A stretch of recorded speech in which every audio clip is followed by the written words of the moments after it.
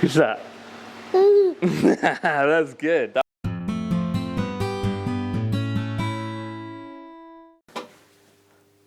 Hello everyone and welcome to Fish Shop Matt. Hope this finds you... No, I'm kidding. What is up everyone? Fish Shop Matt here. So this is a bit of a new thing. Obviously as I get more aquariums in my house, I've been very lucky and been granted the permission. I wouldn't say permission because we talked about it, but my wife Katie, she is allowing me to turn our spare bedroom into like a little nano tank room, which I'm really excited by. Bigger project on the way for a little bit later in the year as well, which yeah, is my whole garage essentially is going to get converted into a fish room, which I'm so excited about. Always wanted to do a fish room, and yeah, you guys and the channel and everything has given me the, not enthusiasm, but the opportunity, I suppose, to get it done. So it's going to be wicked. I'm going to have all sorts of random fish. But anyway, that's later. A lot later. Everyone's been asking for an update on this tank, which is our little Betta, simple beginner starter tank that we done, I don't know now, 3, 4, 5 weeks ago. It was quite a while ago now. It's doing really well, like really, really well. We'll get into that in a minute. But I think as I get more tanks, that's what I was talking about. As I get more tanks, I'm going to do lots to them where I'm not going to film it. So I'm going to be like, you know, adding a fish to this for such reason and tinkering something with this and putting a plant in here. So I'm thinking of doing little update videos like this once in a while, maybe, I don't know, once a month or once every couple of months. And once I've got, you know, 20, 30 aquariums, I can just go through and tell you what's changed and what's updated and what's different. But yeah, I think that's going to work. I think that's going to be working for you because I can't film everything that I do because I'm one of those people that just do things and then I'm like, oh, I forgot to film that. No one's going to know that I've done that. So yeah, let me know in the comments if you think that's the best way to do it, or maybe filming each bit as I go. I don't know. Let me know. See what you think. I don't know what anyone else does really. You know, I don't have the time to watch anyone else.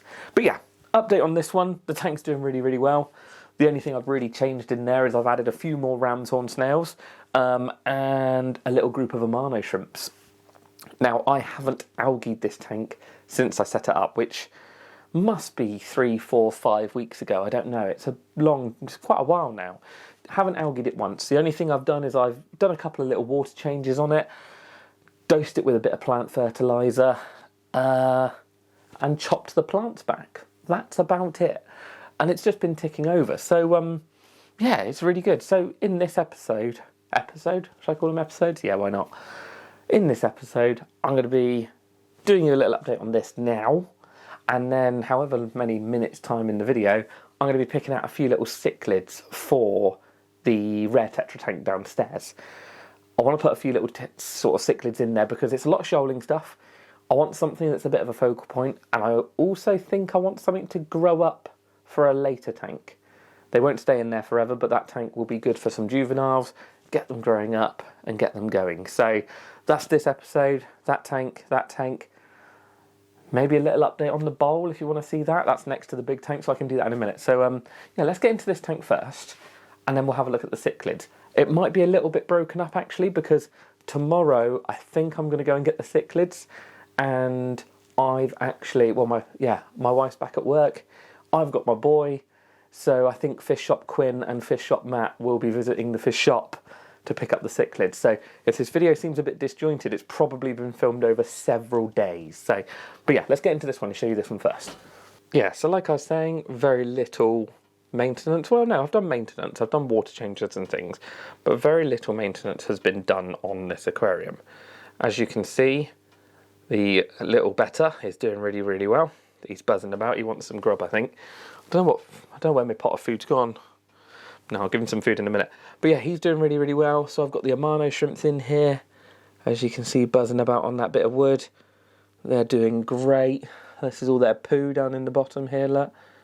Yeah, that's all those little brown flecks. That's the Amano shrimp's poo. There is a group of Ottocinclus. I just spotted one swim across the back of the tank, actually.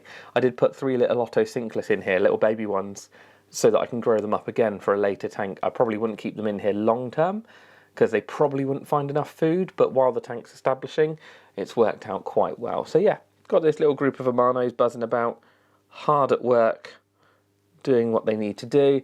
The plants have settled really well, so we've got Hygrophila polysperma across the back. We've got Limnophila cessiflora. We've then got the Anubiases. We've got Nana and Nana bonsai. What else did we put in here? Oh, we did put some Ageria, but that hasn't done so well. That's another stem plant. There's sort of a little sprig of it. Just, oh, that's my finger. Just there, but yeah, you can't really see much of that left. That hasn't done well, but the other two have taken off. Oh, and this crypt, wasn't it? Crypticorni novelli, I think that one was. And I'll be honest, there wasn't that much melt. A little bit of this Anubias melted. You can see there, actually, where that little brown sort of bit is. If it'll focus on it. No. Well, no. No. Well, anyway, that brown bit, that rotted. So that's a little bit of Anubias that's just died and broken down a little bit. But you can see these roots here are now growing up the piece of wood and actually attaching themselves. And I think this one's down here as well. You can see they're sort of anchoring themselves in and starting to root into everything. But yeah, I have not wiped the glass once on this tank, and there is some really fine filamentous algae that you might sort of catch a glimpse of as I'm scrolling across the camp? I want to go camping.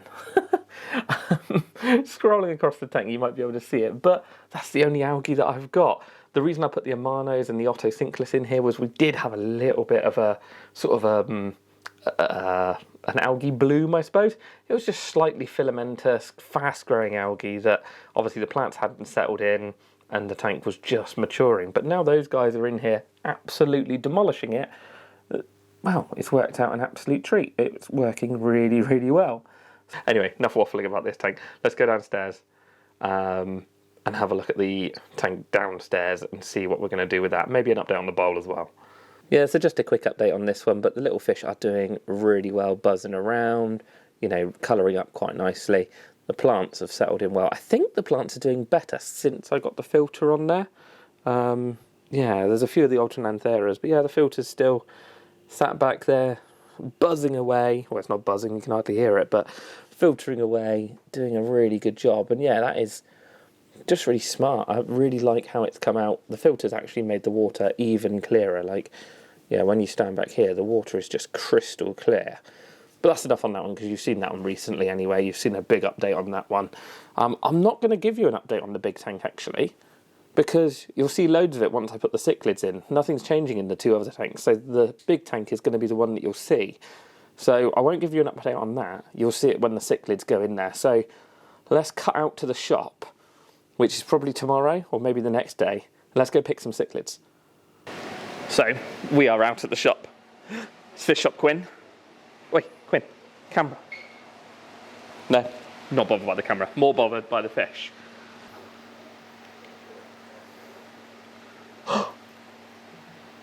Who's that? That's good. That was a better one.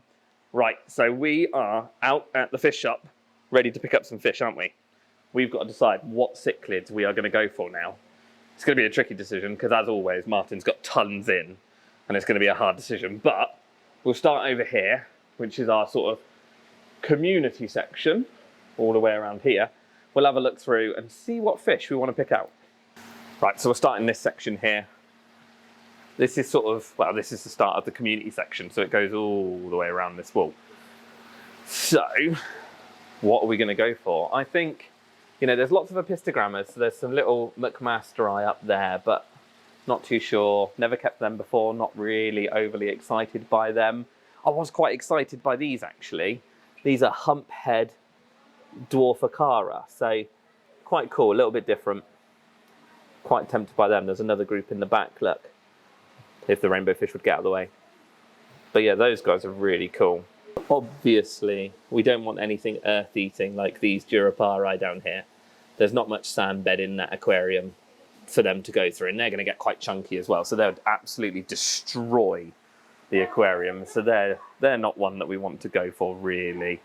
No earth-eaters. So yeah, we've got like the little wine Milleris in here. So these are a little earth-eater at the moment, but they're going to get to like 20 centimetres. So they're going to be a big fish once they're grown up, and that's not going to be ideal for this tank. We don't want it too big. I'm just browsing now, see, you start looking.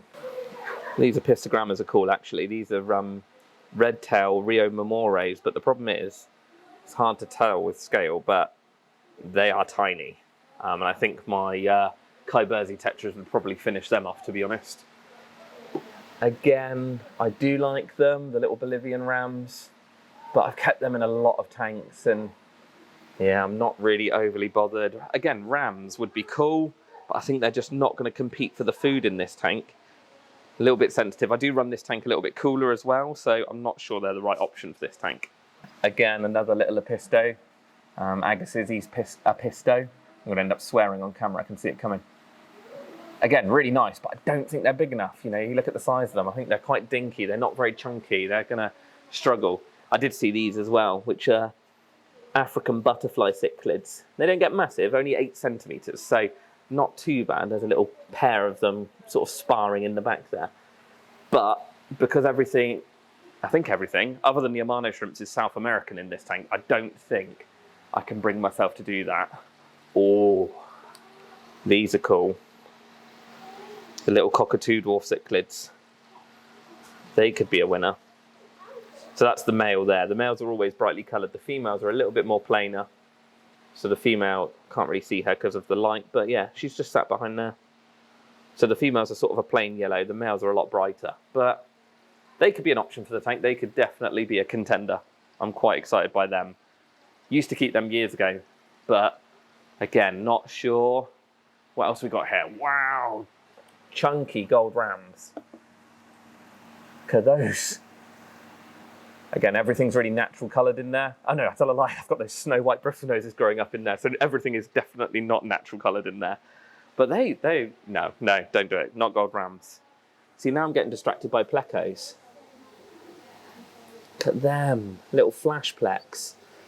But I don't need any more plex in that tank. I've definitely got enough plex in that tank. I'll just go and see if there's anything else on the other side. We sort of keep some bigger cichlids over the far side of the shop, so might be worth having a look over there and just seeing if there's anything else that might fit in this tank. Yes, around here, sort of the discus, into things like the angelfish. Yeah, like things like severums as well. The chocolate cichlids are cool, but again, they're just going to get really big and a little bit of a nightmare for that size of aquarium. I don't mind something that I can move on. Obviously, I'm going to have lots of tanks once the fish room's up and going. But I don't think there's anything here majorly. There's a couple of earth eaters. So you've got like the Acarichthes, which are the, well, they're not an earth eater as such. They're an Acara again. But yeah, you've got some Braziliensis in here as well. But yeah, I think everything over here is a little bit big. And then it goes into the African Rift Lake stuff. So that's going to be big. Well, not big. It's not all big, but it's all aggressive and a different water quality to what I'm keeping. So I don't think there's anything on the bigger cichlid side. I thought we had some of these actually, some of these festive cichlids. They would be really nice. They're sort of in between a sort of an angel and a discus. They're a bit of an oddity. They would be really cool, but I can't see any. I know Martin's getting ready for a fish delivery, so it's possible that he's moved them ready for the fish delivery. But yeah, definitely not going down the discus route. Definitely nothing over there. Not at the moment. Unless those festive cichlids are hiding somewhere, I think that would be the only thing that I would probably go for. This is all nano, so there's nothing on here. Yeah, I think it's got to be some of the Apistos or some of the guys that are over on this section. We're not sure, are we, Quinn? We're really not sure which ones to pick out. Every time we look, we see another one. Have you seen another cichlid over there? Yeah, we keep seeing different cichlids everywhere, don't we? We'll leave you for a minute. We're going to wander around the shop a couple more times, see what's going on, see if we can work out which cichlid we want. Have you got a pick yet? Do you know what you want? No, he doesn't know what he wants either. So I think we're going to do another couple of laps, find out, and then the next time you see us, we'll be at home with the fish, hopefully. We are back with the fish. Oh, do you want to hold it? Yeah? Okay, you got it. Cool. You've got your t-shirt on, so you are a true fish shop Quinn today. My dog nearly just knocked the fish over. That was close. Anyway, I'm going to get them acclimatized, him fed, the lights off. I'm just going to get everything done. The next time you see the tank and the fish, hopefully, the cichlids that we've chosen. Oh yeah, we haven't told them what cichlids we chose. We won't tell you what cichlids we chose. We went with 2 groups. Well, no, 1 group, 1 pair. But we'll tell you in a minute anyway. So I'm going to get him fed, probably to bed, and then you'll see them. So see you in 2 hours, 3 hours. But again, 5 seconds for you.